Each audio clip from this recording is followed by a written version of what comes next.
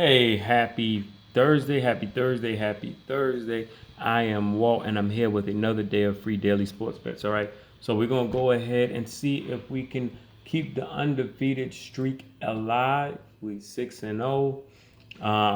Got two more MLB bets today, and they both will be coming from the Caesar Sportsbook.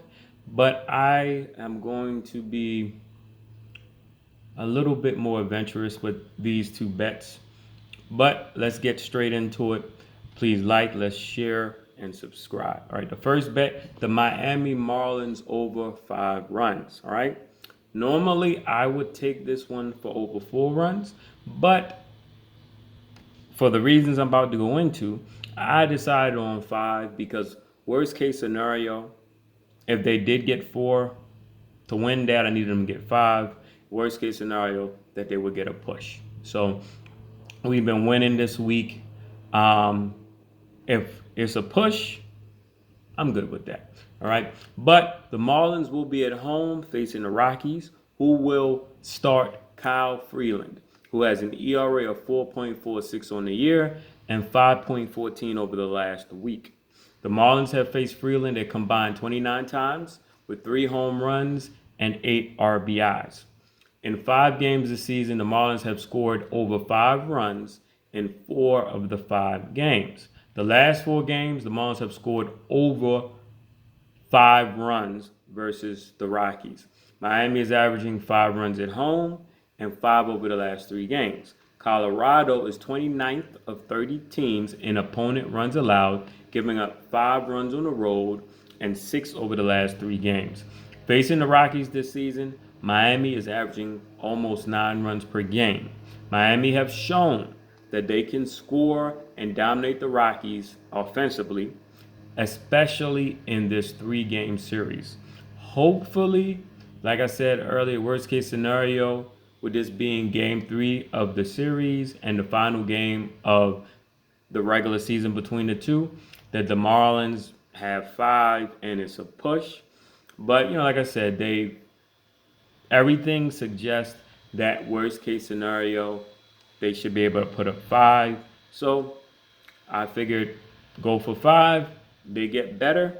You know, the juice is just even better. It's plus money. So I went ahead and I took that. Second bet, LA Dodgers over 6 runs. This would have been one I would have took 5, but like I said, similar to the Miami Marlins one, I would need the Dodgers to get at least 6 runs to win that. We took that bet earlier this week. I believe it was Monday, and the Dodgers ended up with 8 runs. We took them for 5. They got 8, and I don't see any reason in this matchup why they don't get at least 6 runs, right? For a push, hopefully they get more than the 6, and we get a win. With this also being a big plus money game. Bet. The Dodgers, they're going to be again on the road versus the Reds, Cincinnati Reds, who will be starting Hunter Green. All right. Hunter Green is going to be the starting pitcher for the Reds.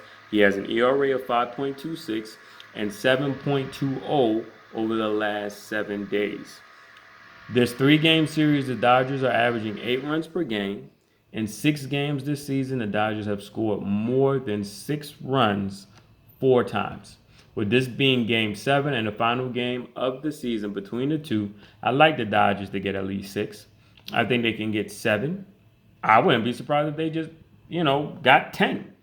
Just close out the series strong and get 10 runs. The Reds are in the bottom of the league in opponent runs per game, with the Reds giving up almost 6 runs at home and 7 runs over the last 3 games. The Dodgers are averaging 6 runs per game over the last 3 games as well. So like I said, both of these bets, I went a run up than what I normally would, simply because to win, both of these teams offensively have dominated the pitching on the other side. And to win, I need Miami to get 5 runs at least, and the Dodgers to get 6 runs at least. So I figured, it was a nice little winning streak this week. Worst case scenario, there are pushes. No money loss, all right? But that does it for me. Good luck. Happy betting.